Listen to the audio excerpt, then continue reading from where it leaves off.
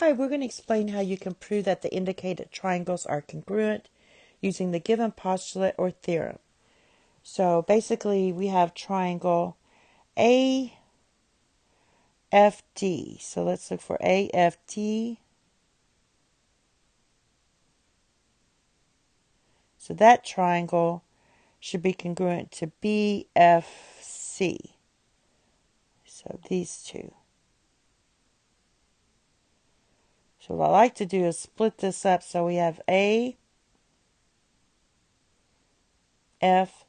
So AFD. So A has 2 here, 2 here, 1 here. And B has, this all has to match up. So we have B and F goes with F, so F is still here.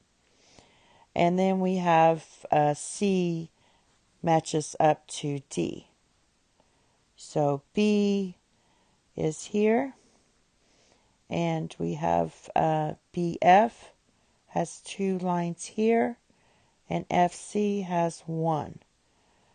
And therefore, we also know that by our vertical angles theorem with intersecting lines here, that F's are congruent. So by corresponding sides and angles, and this would be side, angle, side postulate. That proves they're congruent. Okay? We're kind of ignoring this angle there. So let's take the next one. We have ACE. So let's see where that one is. ACE. That triangle. And DBA. So DBA, this one. Alright, so I like to rewrite them. So ACE. Something like that. ACE. And I'm going to draw the other one very similarly and match it up. So D goes with A, B goes with C, and A goes with E. So drawing my first triangle, I have AC. There's one here. Oh, it also says these are parallel. Then we have E has 2 marks here. Now let's look at DBA. So DB has a line angle here. And then we have A and D. So we don't have the 2 lines here. Let me just double check. Yeah. So here is your A right there. So that has 2 here. Now, so for number 12, we have 2 corresponding angles. These 2 here. And we can have a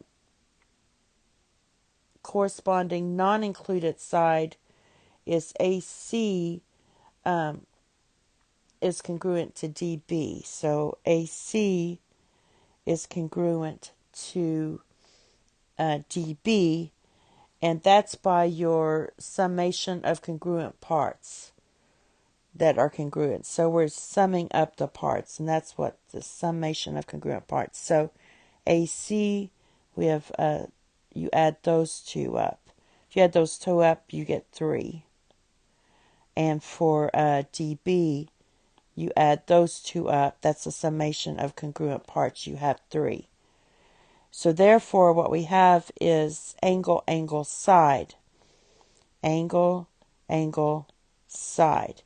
So that's by your angle, angle, side. Oh, they already listed it here. All right, and finally, the last one, we have ACD. So where's ACD? So this one, ACD. And then we also have BDC. BDC. So that one right there. So let's draw those out. So I'm going to write it out like this. Something like that. And I'm going to draw it twice. Something like that. And so I'm going to write it out as A, C, D. Now that has to go with B, D, C. Because the D goes with the C on this one. So on A, we don't have anything. C, we have this mark here. And for BDC, we have a C marked here. And let's look at our ticker marks. So we also have the angles are given. And we also have alternate interior angle theorem that says BDC is congruent to ABD.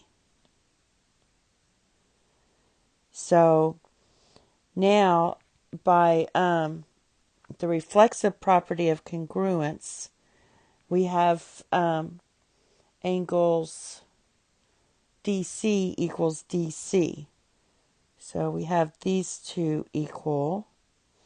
DC is right here. They both share this line, so they're congruent. That's the reflexive property. DC equals DC. Therefore, if you look at this, what we have is angle, side, angle, and we have ADC, ADF. Wait, where am I on the right one? But anyway, so that would be angle, side, angle. And we know that ADC is congruent to BCD by a summation of congruent parts. So these would all be congruent by the angle, side, angle. And that's it. Thank you. Have a nice day. Bye-bye.